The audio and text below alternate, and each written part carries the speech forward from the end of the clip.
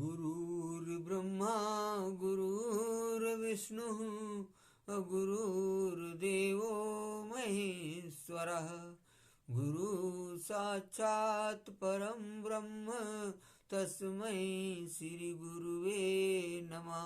अखण्डमण्डलाकारं व्याप्तं येन चराचरं तत्पदं दर्शितं येन तस्मै श्री गुरुवे नमः। ओंकाराय विद्महे भवताराय धीमहि तन्नः प्रणवः प्रचोदयात्।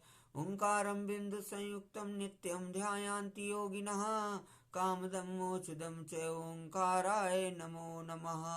या कुन्देन्दु तुषारहारधवला या शुभ्रवस्त्रावृता या वीणावरदण्डमण्डितकरा या श्वेतपद्मासना या ब्रह्माच्युत शङ्करा प्रवृत्तिर्विर्देवैः सदा वन्दिता सा मां पाहि सरस्वती भगवती निःशेषजाड्यापहा। वर्णनम संघानां रसानां छन्दसामपि मङ्गलानां च कर्तारो वन्दे वाणी विनायको। मनोजवं मारुतुल्यवेगं जितेन्द्रियं बुद्धिमतां वरिष्ठं वातात्मजं वानरयूथमुख्यं श्रीरामदूतं शरणं प्रपद्ये। ओम जयंती मंगला काली भद्रकाली कपालिनी दुर्गा क्षमा शिवा धात्री स्वाहा स्वधा नमोस्तुते। ओम क्लीं कृष्णाय गोविंदाय गोपीजन वल्लभाय स्वाहा। ओम ऐं ह्रीं क्लीं चामुंडाय विच्चे नमः स्वाहा। ओम लीं बंगलामुखी सद्दुष्टानां वाचं मुखं पदं स्तंभय दिव्यां कीले बुद्धिं विनाशय ह्लीं ओम स्वाहा। बोलो पीताम्बरा मैया की जय। ओम राम रामेति रामेति रमे रामे मनोरमे सहस्रनाम तातुल्यम राम नाम वरानने। ओम राम रामाय नमः रामचंद्राय नमः रामभद्राय नमः। हे राधे वृषभानुभूप तने गंधर्विके राधिके हे कृष्णानन पंकज के कृष्ण प्रिय माधवी हे वृंदावन नागरी गुणनिधे दामोदर प्रेयसी हे श्री ललितादिके प्रिय सखी प्राणादिके पाहि मां शरणागतम पाहि मां शरणागतम पाहि मां शरणागतम। हे चक्रधर हे चक्रपाणि हे चक्रयुद्धधारी ओम सुदर्शन चक्राय नमः। श्री कृष्णाय वयं नमः श्री कृष्णा शरणं मम। ओम नमो नारायणाय नमः ओम नमो भगवते वासुदेवाय। सर्वप्रथम प्रातः स्मरणीय परम पूजनीय परम गुरुदेव ब्रह्मलीन परमहंस अत्रि मुनि महाराज जी के चरणों में कोटि कोटि नमन है। आत्मनाय अनंत विभूषित ब्रह्मलीन जगत गुरु शंकराचार्य स्वामी माधवानंद सरस्वती जी महाराज जी के चरणों में कोटि कोटि नमन है। आत्मनाय अनंत विभूषित ब्रह्मलीन सनातन धर्म सम्राट स्वामी करपात्री जी के महाराज जी के चरणों में कोटि कोटि नमन है।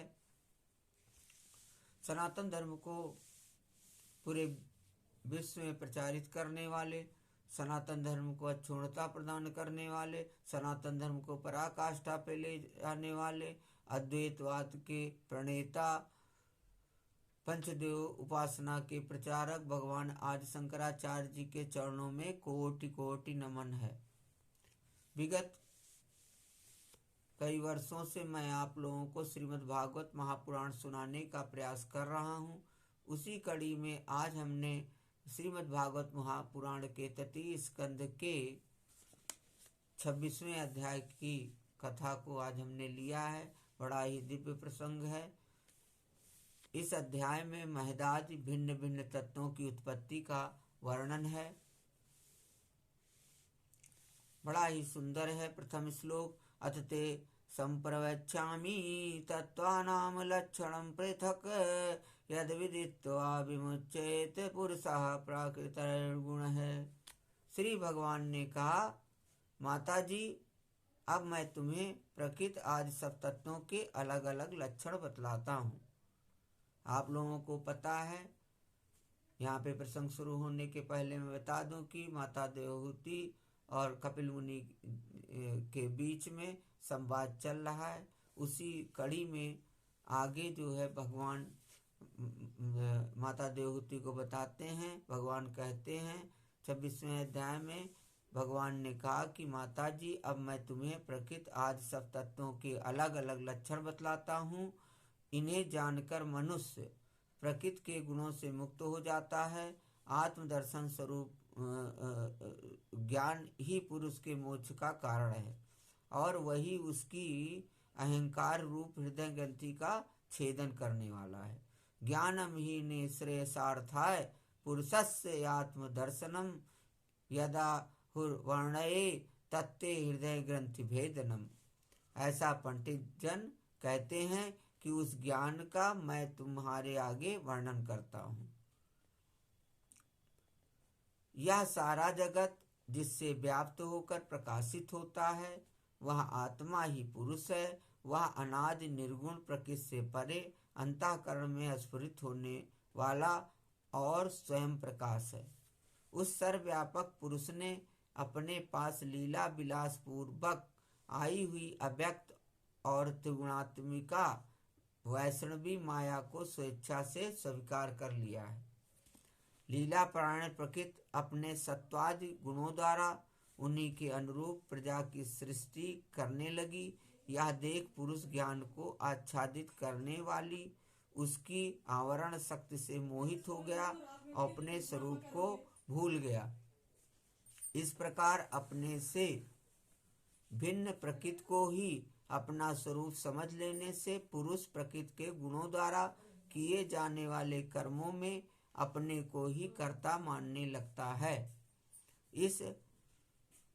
इस कर्तृत्वाभिमान से ही अकर्ता, स्वाधीन, साक्षी और आनंद स्वरूप पुरुष को जन्म मृत्यु रूप बंधन एवं परतंत्रता की प्राप्ति होती है। कार्य रूप शरीर, कारण रूप इंद्रिय तथा कर्ता रूप इंद्रियाधिष्ठात्री देवताओं में पुरुष जो अपनेपन का आरोप कर लेता है उसमें पंडित जन प्रकृति को ही कारण मानते हैं तथा वास्तव में प्रकृति से परे होकर भी जो प्रकृतिस्थ हो रहा है उस पुरुष को सुख दुखों के भोगने में कारण मानते हैं। बड़ा ही सुंदर श्लोक है। 8वां तृतीय स्कंद के 26वें अध्याय में कार्य कारण कर्तृत्व कारणम प्रकृतिम विदु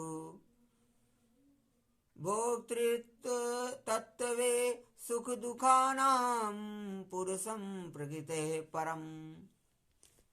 कार्य रूप शरीर, कारण रूप इंद्रिय तथा कर्ता रूप इंद्रियाधिष्ठात्री देवताओं में पुरुष जो अपनेपन का आरोप कर लेता है उसमें पंडित जन प्रकृति को ही कारण मानते हैं तथा वास्तव में प्रकृति से परे होकर भी जो प्रकृतिस्थ हो रहा है उस पुरुष को सुख दुखों के भोगने में कारण मानते हैं। माता देवहूति ने कहा, प्रकृते पुरुषप्यापि लक्षणं पुरुषोत्तम ब्रूहि कारणयोरस्य सदसच्च यदात्मकम्। देवहूति ने कहा, पुरुषोत्तम इस विश्व के स्थूल सूक्ष्म कार्य जिनके स्वरूप हैं तथा जो इसके कारण हैं उन प्रकृति और पुरुष का लक्षण भी आप मुझसे कहिए। भगवान ने कहा, जो त्रिगुणात्मक अव्यक्त नित्य और कार्य कारण रूप है तथा स्वयं निर्विशेष होकर भी संपूर्ण विशेष धर्मों का आश्रय है उस प्रधान नामक तत्व को ही प्रकृति कहते हैं। 5 महाभूत, 5 तन्मात्रा, 4 अंतःकरण और 10 इंद्रिय, इन 24 तत्वों के समूह को विद्वान लोग प्रकृति का कार्य मानते हैं। पृथ्वी, जल, तेज, वायु और आकाश ये 5 महाभूत हैं। गंध, रस, रूप, स्पर्श और शब्द ये 5 तन्मात्र माने गए हैं। श्रोत्र, त्वचा, चक्षु, रसना, नासिका, वाक, पाणि, पाद, उपस्थ और पायु ये 10 इंद्रियां हैं। मन, बुद्धि, चित्त और अहंकार इन 4 के रूप में एक ही अंतःकरण अपनी संकल्प निश्चय, चिंता और अभिमान रूपा 4 प्रकार की वृत्तियों से लक्षित होता है। इस प्रकार तत्वज्ञानी पुरुषों ने सगुण ब्रह्म के सन्निवेश स्थान इन 24 तत्वों की संख्या बतलाई है। इनके सिवा जो काल है वह 25वां तत्व है। कुछ लोग काल को पुरुष से भिन्न तत्व न मानकर पुरुष का प्रभाव अर्थात ईश्वर की संहार कारणी शक्ति बताते हैं, जिससे माया के कार्य रूप देहादि में आत्म तत्व का अभिमान करके अहंकार से मोहित और अपने को कर्ता मानने वाले जीव को निरंतर भय लगा रहता है। मनपुत्री जिनकी प्रेरणा से गुणों की साम्य अवस्था रूप निर्विशेष प्रकृति में गति उत्पन्न होती है, वास्तव में वे पुरुष रूप भगवान ही काल कहे जाते हैं। इस प्रकार जो अपनी माया के द्वारा सब प्राणियों के भीतर जीव रूप से और बाहर काल रूप से व्याप्त है, वे भगवान ही 25वें तत्व हैं।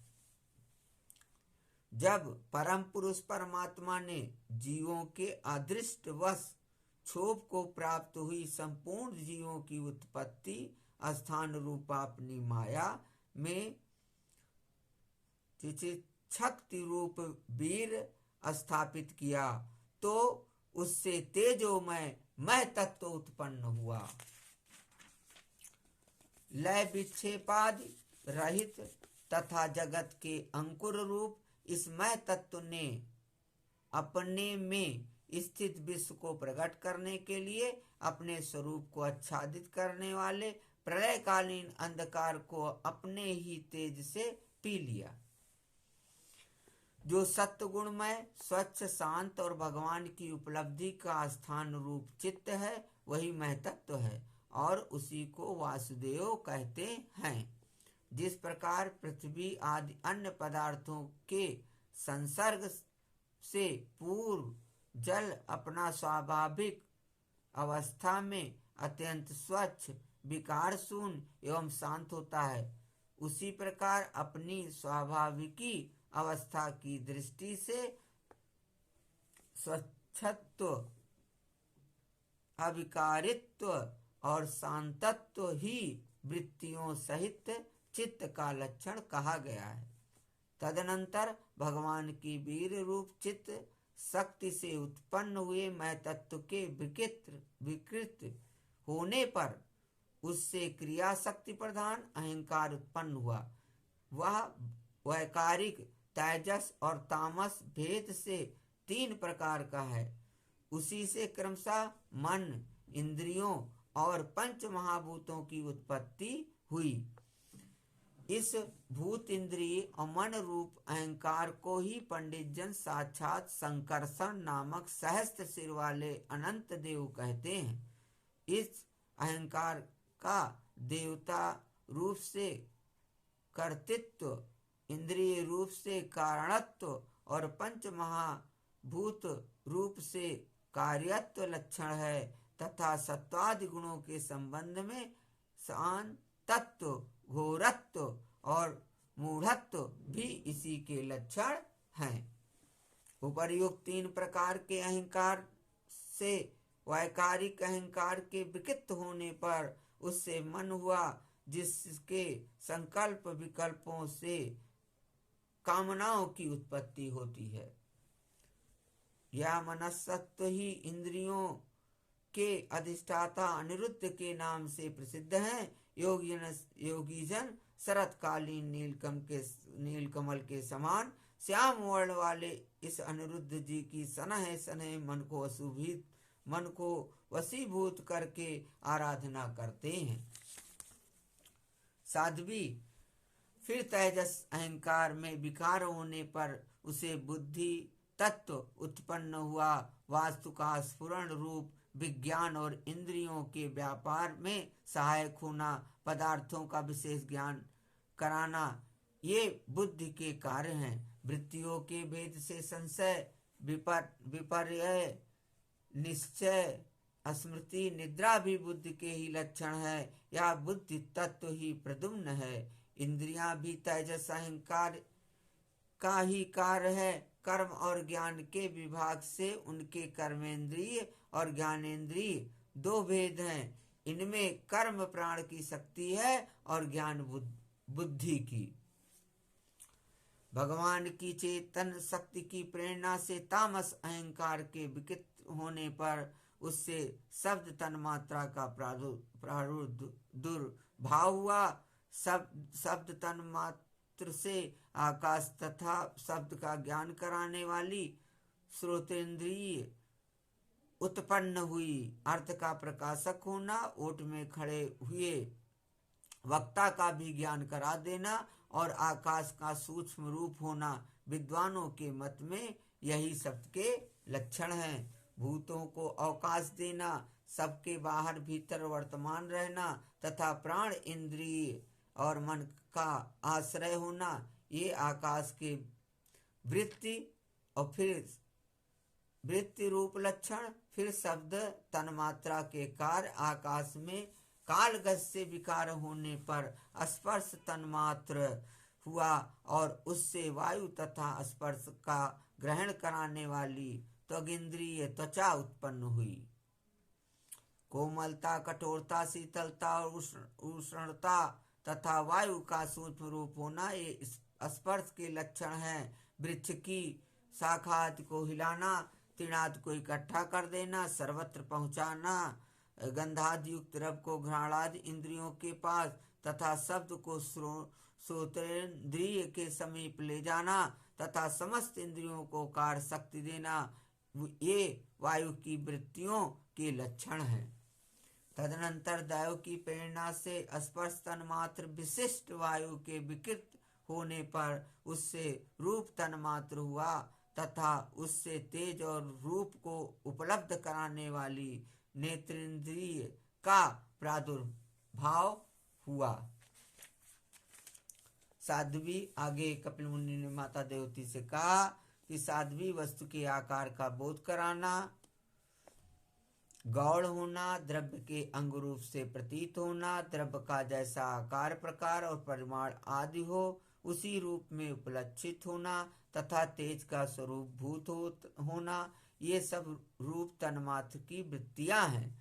चमकना, पकाना, शीत को दूर करना, सुखाना, भूख प्यास पैदा करना और उनकी निवृत्ति के लिए भोजन एवं जलपान कराना, ये तेज की वृत्तियां हैं।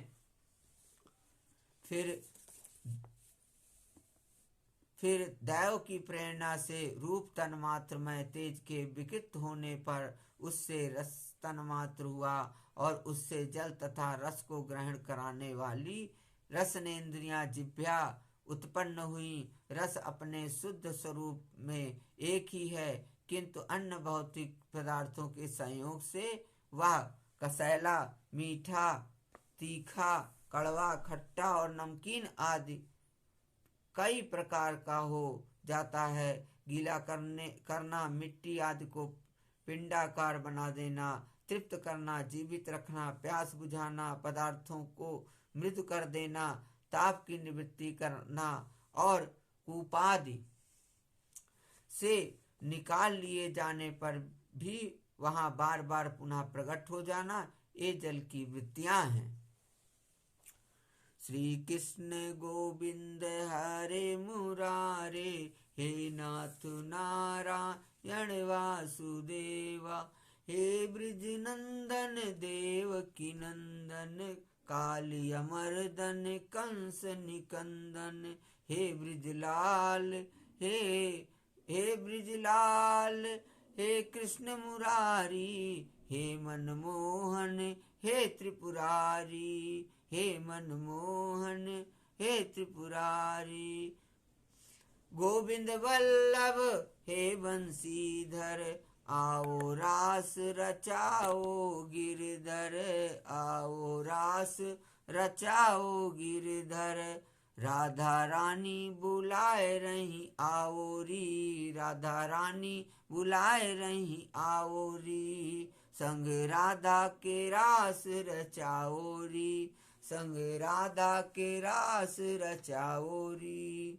माखन चोर है रास रचैया, कमली वाले कृष्ण कन्हैया, गोकुल वाले गैया चरैया, मथुरा वृंदावन के बसैया। हे कामेश्वर हे अखिलेश्वर, हे कामेश्वर हे अखिलेश्वर, राधा रानी बुलाए रही आवोरी, संग राधा के रास रचाओरी, संग राधा के रास रचाओरी। बोलो भक्त और भगवान की जय।